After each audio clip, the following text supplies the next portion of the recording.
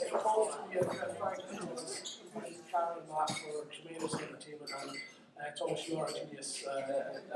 Unfortunately, the quiz the other night, but came very close. That genius shone through.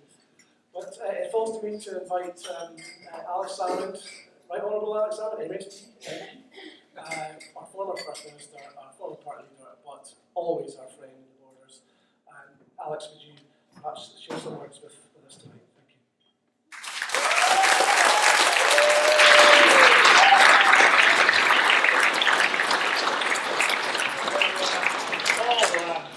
That was very kind of you, Paul. But I've got to tell you, I'm here under false pretenses. Well, actually, you lured me here under false pretenses. I thought it was the race night. And then, after I didn't think it was the race night, I actually thought, you see, Moira, my wife Moira, accompanied me tonight. That's your dancing.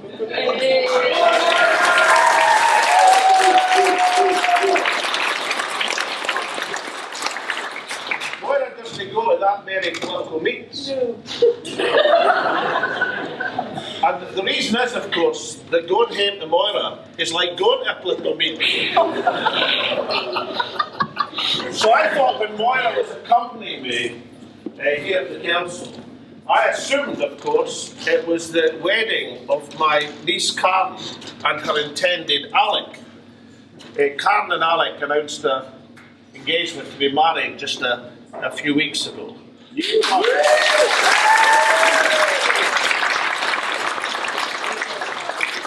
I tell you, being engaged to my beautiful niece, I've got two beautiful nieces. Well, let's be honest. Being engaged to one of them is better than being engaged to both of them. There are some advantages. So first thing, can I just say how pleased I am that you're called Alec? Because you know how difficult it is, your in-laws, you can't mind their names. Listen, son, I'll have no problem with you, alright? And the second thing is that, and this really is for David more than anything else, that with Karen's wonderful singing voice, the wedding will be that bit cheaper, son. Entertainment. So that was the second reason I thought I was going to the wedding. And here I am, Paul, with the greatest respect, of course, at your adoption meeting. Much as I'm so pleased to be here. It's not the race night, it's not the wedding, it's the adoption meeting. The adoption meeting of someone who tried to kill me in Sainsbury's car park some 26 years ago. Now, when Gail was telling that story earlier on, I could see you all thinking, well, I'll tell you what a guy that Alex Salmond is. Putting to one side the attempt in his life from all these years, making the culprit, the antagonist, a minister, showing him favour, bringing him on politically, letting him represent this wonderful part of Scotland. What a magnanimous guy that Sam. You were all thinking that, weren't you? Actually, I didn't know. I didn't know. Let me know if I had known you'd have got nowhere near.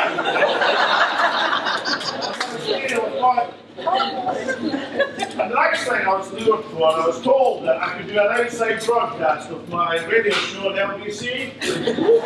Leading Britain's Conversation, 4 o'clock every Wednesday. You're all welcome.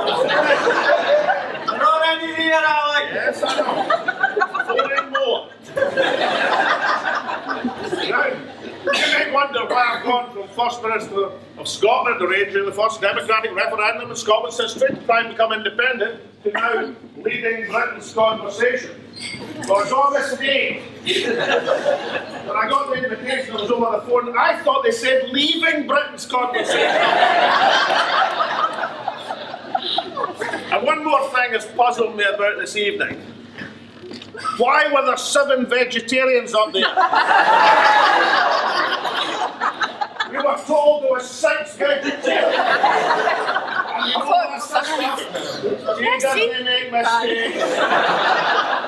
I I counted them, there were 7 people went up to get the veggie food. 7. So there was one person posing as a vegetarian in order to get to the head of the queue. Oh, are you sure you want to be the parliamentary candidate? Let them be married. Can I say, ladies and gentlemen, a number of things. Well, first I should explain, I was at lunch with Charlie Duffy today. Charlie, you up there? Can you still stand up? Can you stand up, Charlie? Stand Come up. on, Charlie.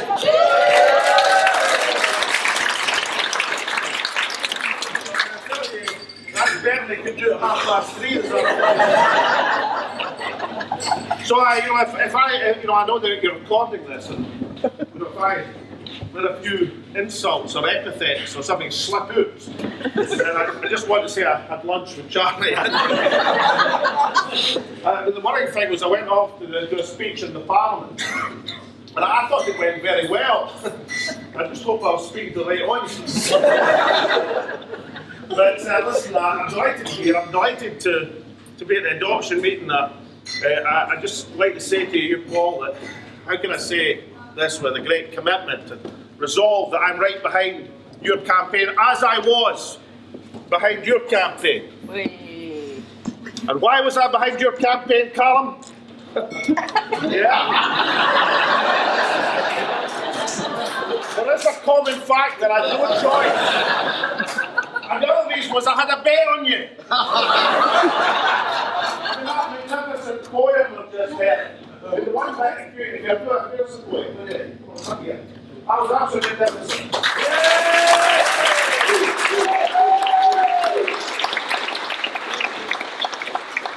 One thing I would say is you should have nipped into the next verse of it. Remember, Robert Burns was always altering his work, putting in a few extra thoughts here and there. That's why he went through that revision process. John Anderson, like John went through that revision process. So next, when you put an extra wee verse in, you make sure you mention that Callum's and this seat was the last seat if you get decent odds on in Scotland.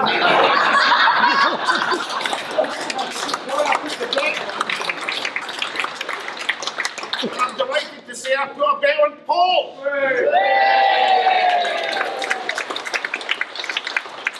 Of course, it's not really gambling, as I heard earlier on. There's that lovely lady who was telling me, explaining it, here she is. You stand up as well. What's that? I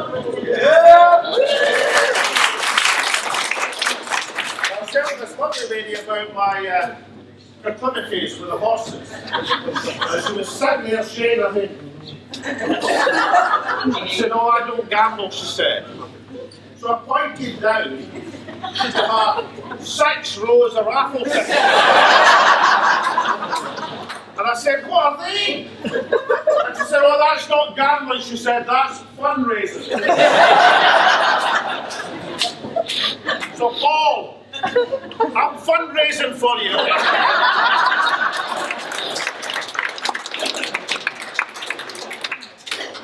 Now, having broken your duck and no aforetime in the borders, I expect you to make it 2 out of 2 in a few weeks' time. And of course, I should say that Christy Graham has led the way in the borders, and she did in 2011.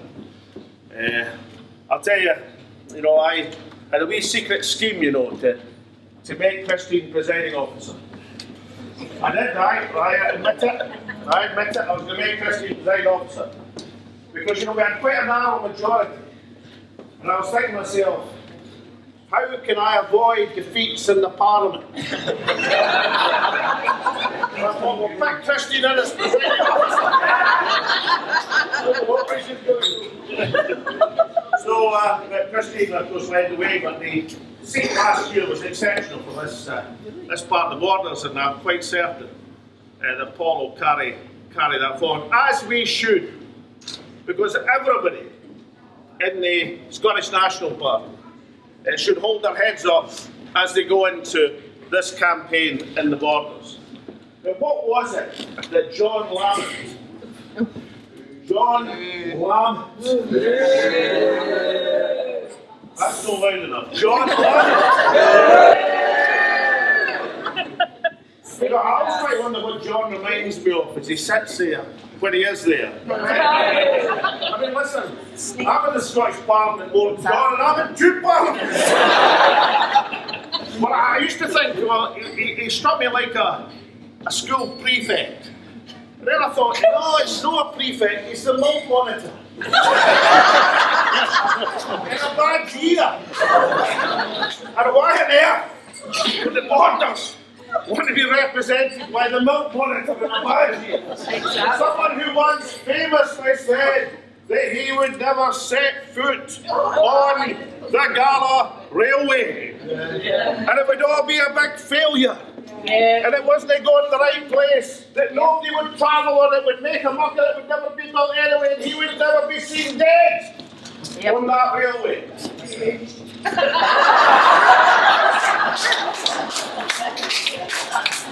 It's sometimes difficult to tell with John whether he's alive or dead. But the railway's been built, and it's a fundamental success, and you know what? Apparently it was all John's idea.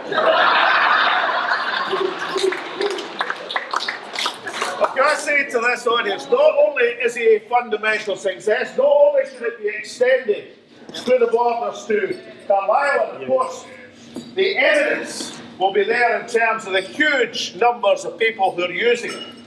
The people have to have confidence in terms of the tourist potential of this railway. As I've said before, there is no reason whatsoever with the right pressure on ScotRail that there won't be the capacity to take 250,000 people in addition to the million people who are using the railway in terms of commuting to go about their business to the borders through that railway, generating £100 million or more for the tourist economy of this part of Scotland. And everybody should be positive and have confidence that that's what can be done. And never mind the John Lamonts and the rest of them.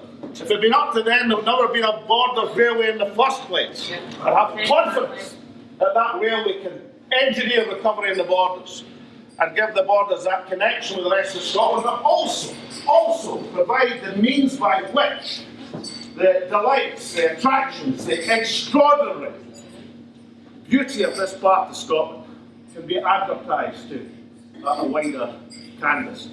How do I know 250,000 people come down that rail? There's 1,250,000 people go to Edinburgh Castle. 1,250,000 people to Edinburgh Castle. Tourists all go to Edinburgh Castle, the ones that go to Edinburgh.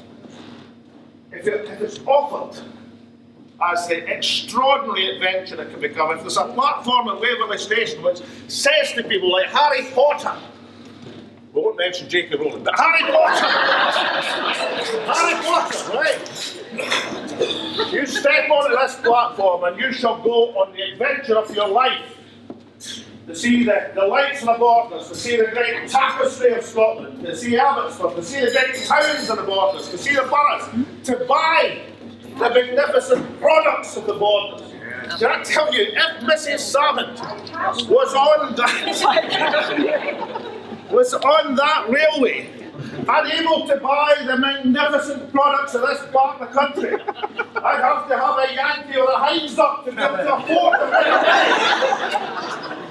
You'd be spending, and that's what will be replicated 250,000 times. And what we have to do, and what the councillors with their vision have given us the opportunity to do, is make sure that the capacity is on the line to allow not just the trains which are so successful already, but the tourist train. You see the Flying Scotsman pictures over the last day? Yes. That's what when I arranged with John Cameron, the Silver Fox, someone who used to be the greatest sheep farmer in the whole of Scotland. Someday when Moira was working in the Department of Agriculture and Fisheries, where we met all these years ago, she paid out more subsidies to John Cameron than any other person.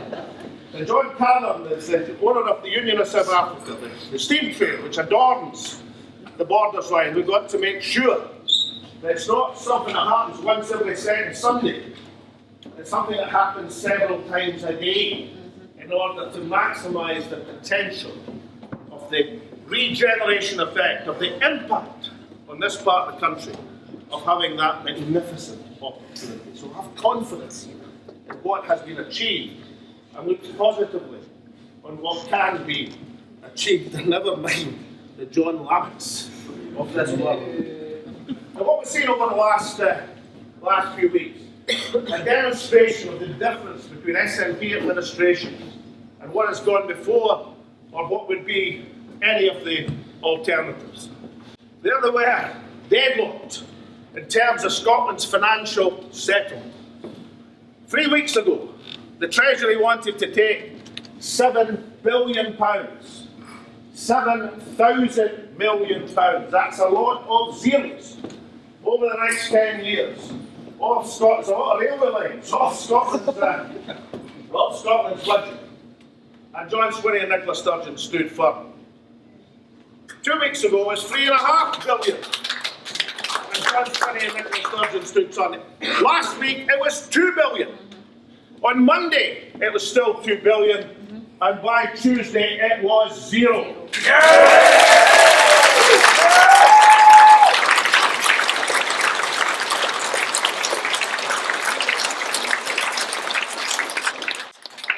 David Bunham. What would he have accepted if he'd been allowed into the negotiations? He would have accepted for the £7 billion coming off, for the £3.5 billion coming off, for the £2 billion coming off. And now he says what a wonderful arrangement it was. Secretary of State for Scotland. Well, listen, there's been a lot of Secretary of States for Scotland. There have been strong ones, like Willie Ross, or nondescript ones like Gordon Campbell.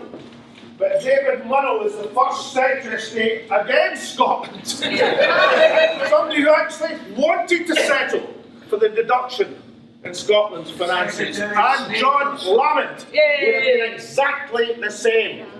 So in this campaign, to the Conservative Party, I know you're a wonderful, decent, upstanding, positive guy, but you look at the Milk Monitor straight in the face and say, you would have settled for £7 billion off Scotland's budget, 20 border railway lines, if it had been up to you and your cronies.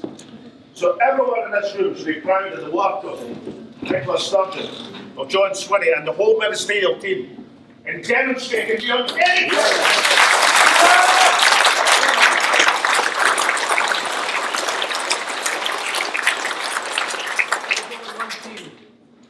kicking for Scotland in the Scottish Parliament. Now, Paul, as I mentioned, was an outstanding minister in government. If he hadn't been outstanding, I wouldn't have appointed him. If he hadn't been outstanding, I would have sacked him. But he was outstanding, so I kept him. Not just outstanding, but incredibly hard working.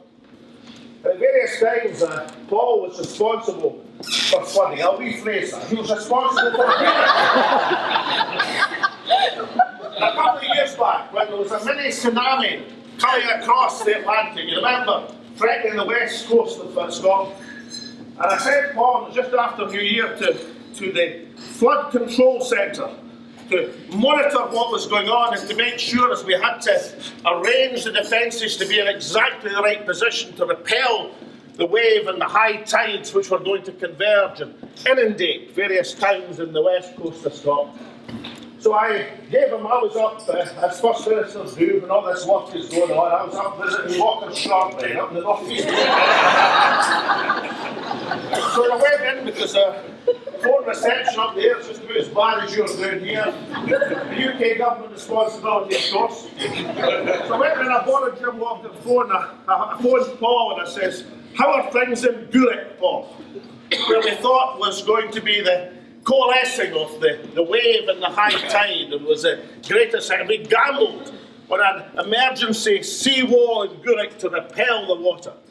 And Paul said to me, well, there's good news and there's bad news. I said, Paul, give me the good news first. I like hearing the good news. He said, well, we're still 6 inches below the reinforced seawall. And he says there's hundreds of people going about I said, well, what's the bad news? He says, well, it's still half an hour at high tide. But he also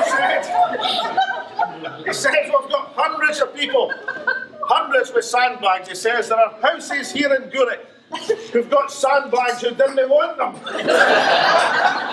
So that was a minister, as he did recently, of course, as the local member of the Scottish Parliament. When people were in extremity, when people were frightened with flooding, when people had that inundation which affected my constituency and constituencies in the Borders recently. He's there hands-on, actually there doing the work, not pretending to do the work like John Lamont. That's why you should have this man. An outstanding minister, certainly, an outstanding member of Parliament who fulfills his responsibilities to his local community. Yeah.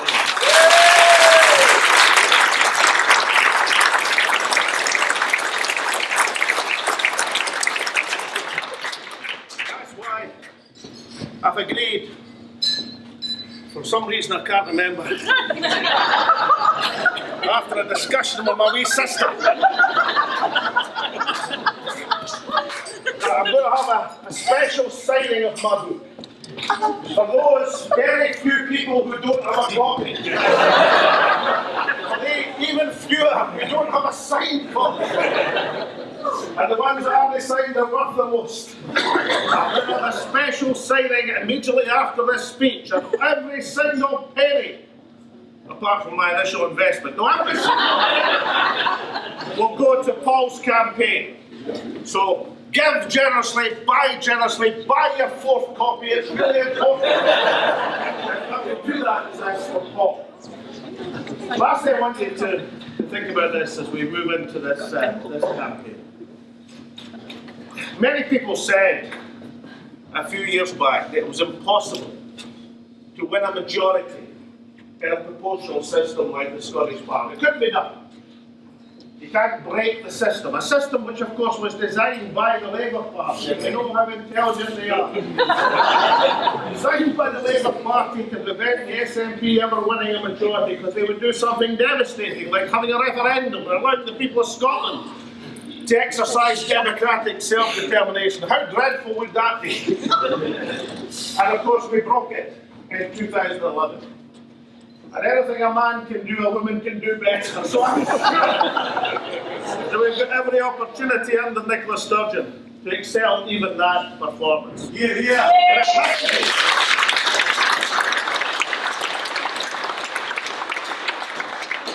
it has to be a win and a victory which encompasses every single part of Scotland.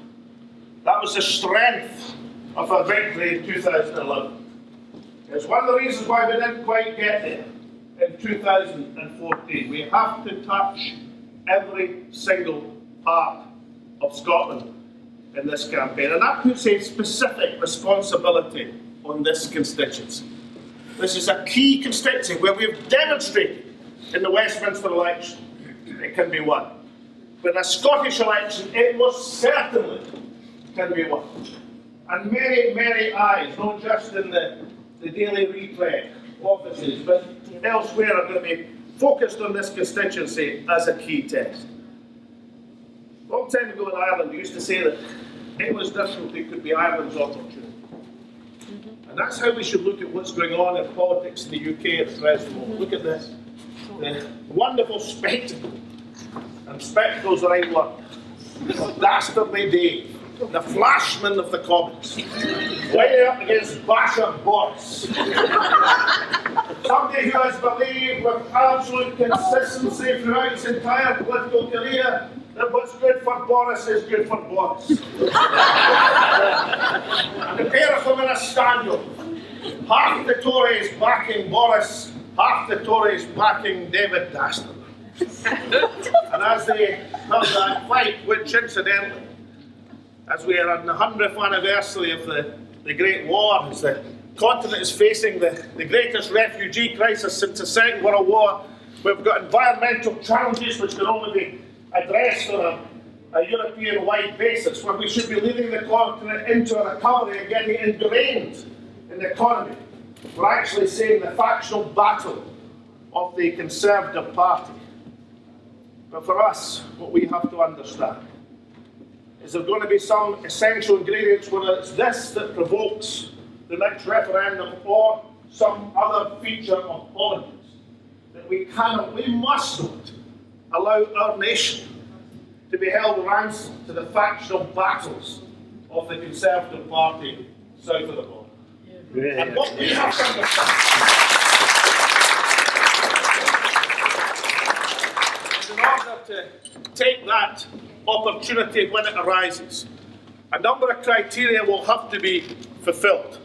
A number of things have to be addressed. But one thing is absolutely certain. It's going to require a majority SNP administration in Holyrood. And if it's to have that administration, the democratic authority required to lead the nation forward, bravely to take the opportunity, then it's certainly going to have to touch every single part of this nation. And that's why I'm back in this constituency. Not because I was lured under false pretenses, not because I was bullied by my wee sister, not because I was bribed by the richest member of Parliament for the SNP.